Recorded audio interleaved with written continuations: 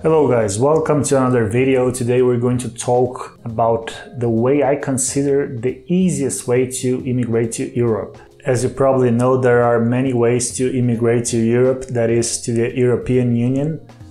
You can come as a student, you can find a job, you can get married.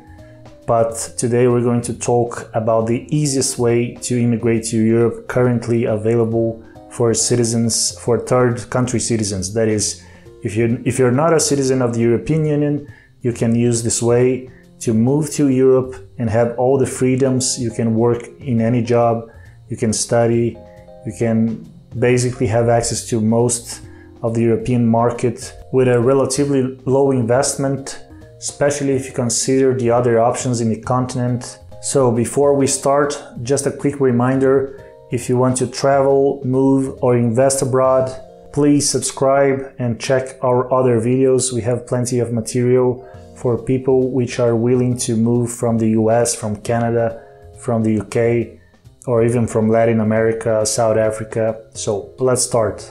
As I have just said before, there are many ways to immigrate to Europe, and it's actually not that difficult as people think. There are many types of visas, many types of residence permits, and if you really want to immigrate to Europe, it's probably likely that you will have a chance sooner or later to do this. But there are many ways, and some of them are pretty complicated or require a very high amount of investment.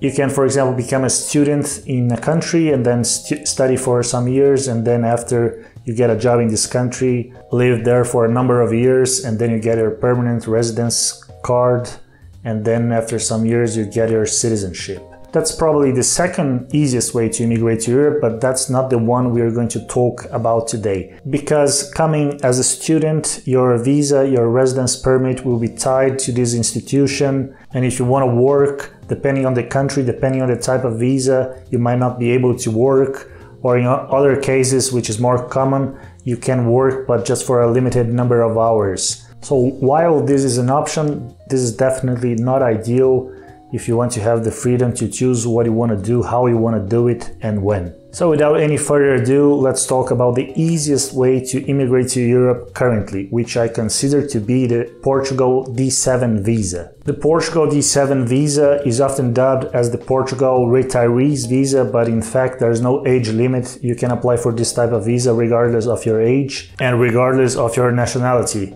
as long as you are not an European Union citizen, because then you can just come, show up in Portugal, and that's it. Then you might be asking yourself, why is this Portugal D7 visa so much easier than any other visa? It is just a visa with a ton of paperwork, you have to wait, you have to have a lot of money, but that's not the case with the D7 visa. So let's talk about the requirements to get the D7 visa in Portugal and come and live in the European Union in the Schengen area with a very low investment. Despite the fact that the Portugal D7 visa, I consider it to be the easiest way to move to Europe, you will require some funds to have access to this type of visa.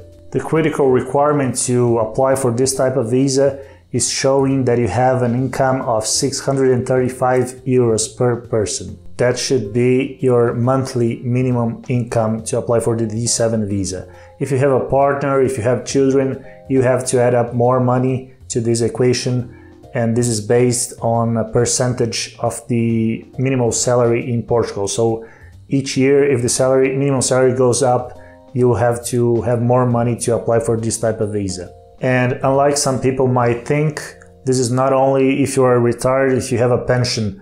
It can be income from real estate, income from stocks, from dividends in a company, or from royalties. As long as you can prove a consistent income, this should be good for the D7 visa. Initially, this visa is issued for 1 year, but once you are in Portugal, you can renew it at the end of the year, as long as you have the income to prove that you can sustain yourself, and then eventually you'll get your permanent residence permit after 5 years. The D7 visa is also a path to citizenship, and in Portugal, if you live constantly for just 5 years, you can apply for citizenship, which is a much lower time frame than in most European countries. So from 0 to European citizenship, in 5 years you can apply to citizenship through the D7 visa. Another huge advantage of the D7 visa is that you are entitled to work in Portugal. You can get a job in Portugal or can run your business in Portugal. You can work remotely in Portugal having the D7 visa.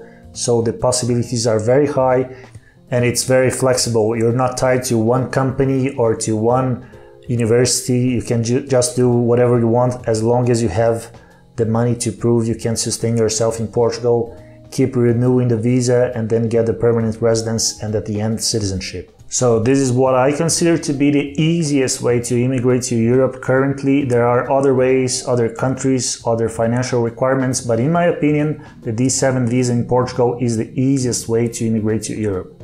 If you want to move, travel, or invest abroad, please hit subscribe and check our other videos. See you next time.